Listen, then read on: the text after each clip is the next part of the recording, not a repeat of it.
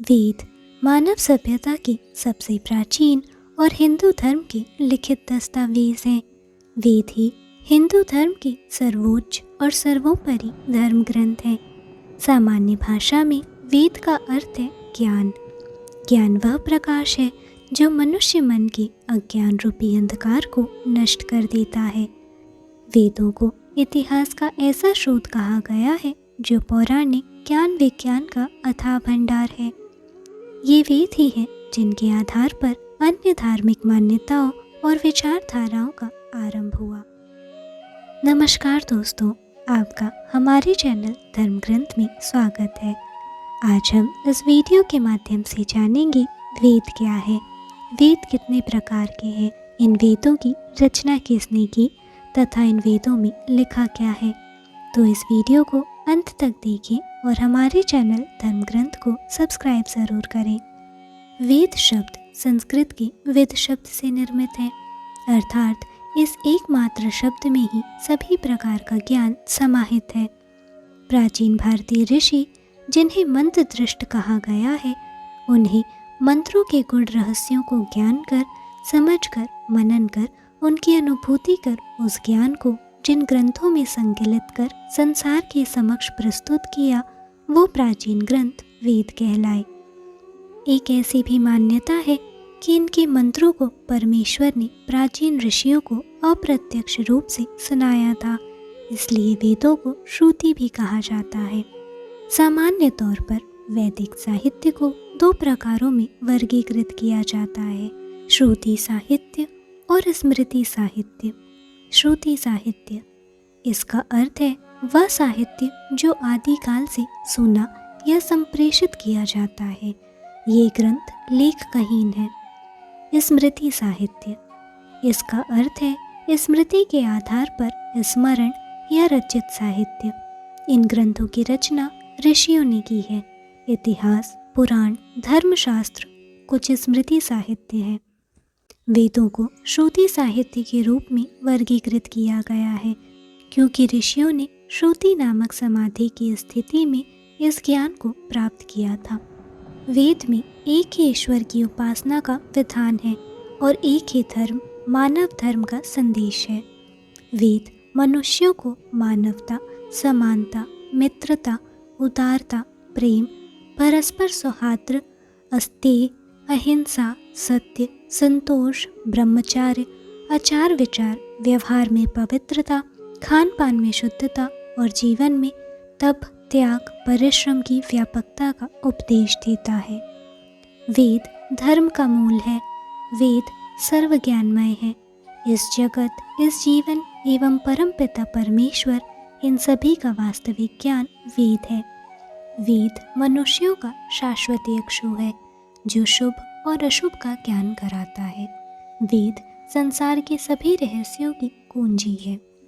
वेद भारतीय संस्कृति के वे ग्रंथ हैं जिनमें ज्योतिष, गणित, विज्ञान, धर्म, औषधि, प्रकृति, खगोल शास्त्र और इन सब से संबंधित सभी विषयों के ज्ञान का अकूट भंडार भरा पड़ा है।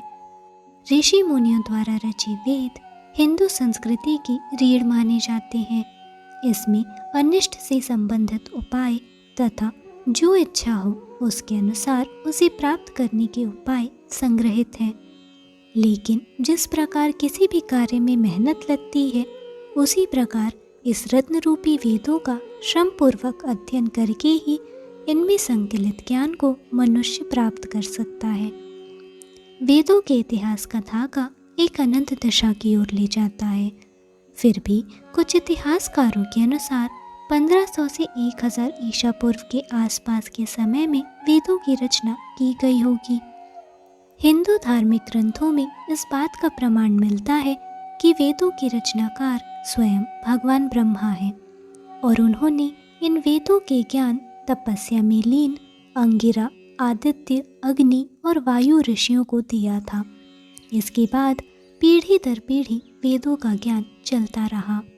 सभी जानते हैं कि वेदों की संख्या 4 है, लेकिन यह बात बहुत कम लोग जानते हैं कि शुरुआत में वेद केवल एक ही था।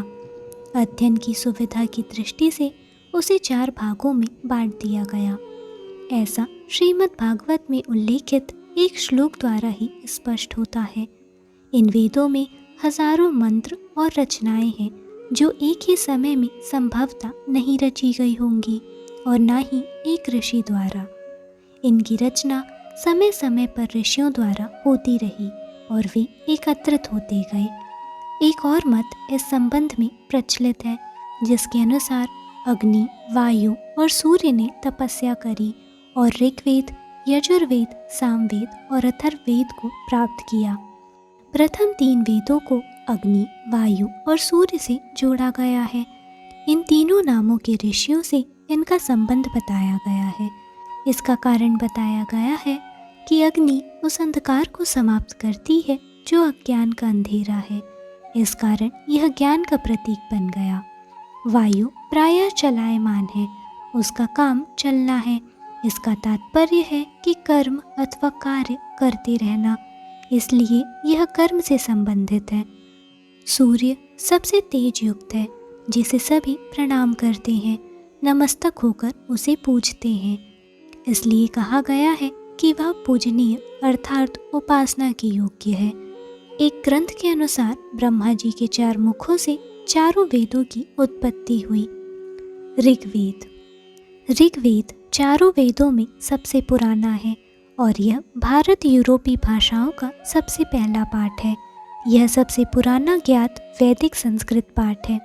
प्रारंभ में वे समृद्ध मौखिक साहित्यिक परंपराओं द्वारा पीढ़ियों तक प्रेषित किए गए थे और उन्हें पहली सहस्त्राब्दी ईसा पूर्व के दौरान लिखा गया था। ऋग्वेद के पहले भाग की रचना बृहत्तर पंजाब क्षेत्र यानी उत्तर पश्चिम भारत और पाकिस्तान में की गई थी, जबकि बाद के ग्रंथों की रचना वर्तमान हरियाणा के आसपास के क्षेत्रों में की गई थी। ऋग्वेद में कई ऋषियों और कवियों द्वारा इंद्र, अग्नि, रुद्र, वरुण, मरुत, सवृत्तु, सूर्य और 2 अश्विनी देवताओं को दी गई प्रार्थनाओं का संग्रह है। ऋग्वेद के लगभग 2/3 मंत्रों में देवताओं, अग्नि और इंद्र की स्तुति की गई है। ऋग्वेद के 10 अध्याय में 1028 सूत्र में 11,000 मंत्र है। इसमें लगभग 125 ऐसी औषधियों के बारे में भी बताया गया है जो 107 स्थानों पर पाई जाती है। इस वेद की 5 शाखाएं हैं: शाकल्प, वास्कल, अश्वलायन, शांखायन और मंडुकायन। यजुर्वेद 4 वेदों में से दूसरा वेद है और कर्मकांड की पुस्तक के रूप में जाना जाता है। यजुर्वेद की रचना ऋग्वेद के संकलन के लगभग 1 या 2 शताब्दियों के बाद हुई थी। यह 1000 से 800 ईसा पूर्व के बीच इसकी रचना हुई थी। इसमें सस्वर पाठ, मंत्र और अनुष्ठान पूजा सूत्र शामिल हैं जो सीधे पूजा सेवाओं में शामिल होते हैं।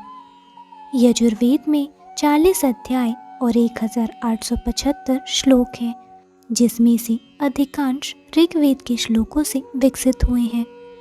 यजुर्वेद में अग्नि के माध्यम से देवताओं को दिए जाने वाले आहुति के बारे में बताया गया है। इसमें यज्ञ की विधियां और मंत्रों के बारे में वर्णन मिलता है। इसके अलावा तत्व ज्ञान के बारे में भी यजुर्वेद में बताया गया है। इस वेद की 2 शाखाएं हैं, एक शुक्ल और दूसरा कृष्ण। कृष्ण यजुर्वेद के लिए 101 और शुक्ल यजुर्वेद के लिए 17 शाखाएं हैं।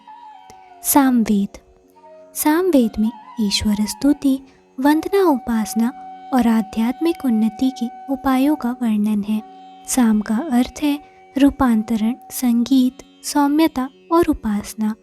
इस वेद में ऋग्वेद की ऋचाओं का संगीतमय रूप है। इस वेद का संगीत शास्त्र में विशेष महत्व होता है। इसमें सविता, अग्नि और इंद्र देवों का जिक्र किया गया है। इस वेद के अधिकांश श्लोक ऋग्वेद से लिए गए हैं और कुछ नए श्लोक जोड़े गए हैं, तो वहीं कुछ को दोहराया गया है।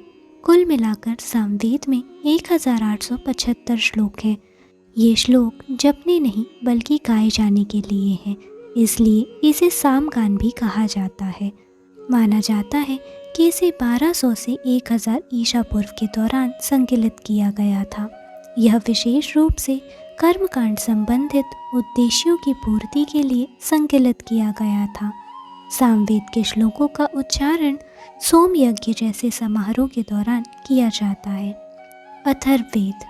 अथर्ववेद चौथा और अंतिम वेद है और व्यापक रूप से जादू के सूत्रों के वेद के रूप में जाना जाता है।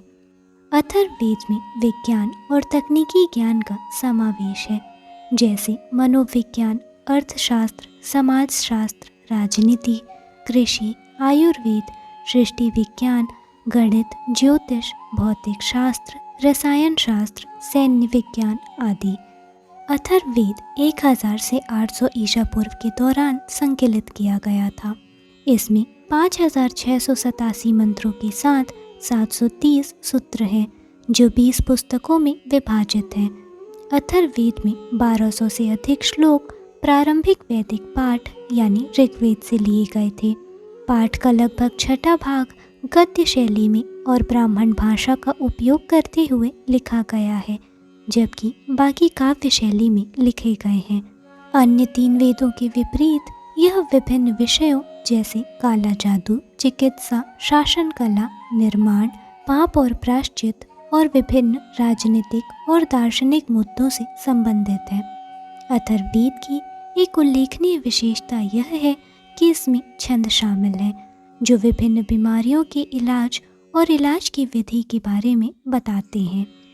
अथर्ववेद संहिता वैदिक लोगों के जीवन, अपने समय के समाज और इन लोगों के बसने के भौगोलिक विस्तार को दर्शाती है। वेदों का सार।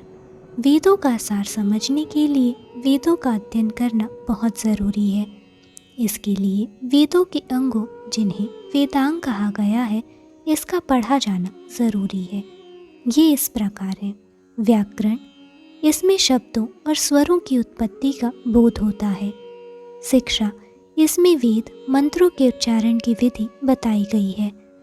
निरुक्त, वेद में जिन शब्दों का प्रयोग जिन अर्थों में किया गया है, उनकी इन अर्थों का उल्लेख निरुक्त में किया गया है। ज्योतिष, इसमें वैदिक अनुष्ठानों और यज्ञों का समय ज्ञात होता है। कल्प, वेदों के किस मंत्र का उपयोग किस मंत्र से करना चाहिए, इसका वर्णन यहाँ दिया गया है। छंद, वेदों में प्रयोग किए गए मंत्र आदि छंदों की रचना का ज्ञान इसी शास्त्र से होता है। विभिन्न प्रकार के 4 वेद। 4 वेद हैं ऋग्वेद, यजुर्वेद, सामवेद और अथर्ववेद। इन 4 वेदों को सामूहिक रूप से चतुर्वेद के रूप में जाना जाता है। इन 4 वेदों में से प्रत्येक को आगे 4 प्रभागों में वर्गीकृत किया गया है। संहिता, इस पाठ में मंत्रों, भजनों और प्रार्थनाओं का संग्रह है। वे वेदों के मूल भाग का निर्माण करते हैं। ब्राह्मण, इसमें मंत्रों की टिप्पणियों और व्याख्याओं का समावेश है। इसे वेदों के कर्मकांड भाग के रूप में जाना जाता है। आरण्यक, यह वेदों का तीसरा भाग है और यह अनुष्ठानिक समारोह और बलिदान के पीछे के दर्शन पर चर्चा करता है। उपनिषद, ये बाद के वैदिक ग्रंथ हैं जो हिंदू धर्म की नींव बनाते हैं। यहाँ वेदों के दार्शनिक संदेशों की चर्चा शिक्षक और शिष्य के बीच संवाद के रूप में की गई है। इनकी उत्पत्ति अरण्यकों से हुई है। इसमें ईश्वर, आत्मा और परम ब्रह्मा के स्वभाव और आपसी संबंध का बहुत ही दार्शनिक और ज्ञानपूर्वक वर्णन किया गया है। कुछ विद्वानों के अनुसार ब्राह्मण, आरण्यक, संहिता और उपनिषद के योग को भी समग्र वेद कहा जाता है। वेदों का अध्ययन इतना विशाल और गहरा है जिसका आदि और अंत समझना बहुत कठिन है। वेदों का सार उपनिषद में समाया है और उपनिषद का सार भागवत गीता को माना गया है। इस क्रम में वेद, उपनिषद और भागवत गीता वास्तविक हिंदू धर्म ग्रंथ हैं, अन्य और कोई नहीं। इसलिए हिंदू ऋषि मुनियों ने वेद, उपनिषद और गीता के पाठ को ही उचित बताया है, जिसका मुख्य कारण इन ग्रंथों में वेदों के सारे ज्ञान को संक्षेप और सरल शब्दों में बताया गया है। उम्मीद करती हूँ कि आपको धर्म ग्रंथ चैनल की यह प्रस्तुति पसंद आई होगी। यदि हाँ, तो इस चैनल को सब्सक्राइब और इस वीडियो को लाइक और शेयर ज़रूर करें। मिलते हैं अगली वीडियो में। तब तक के लिए हर हर महादेव।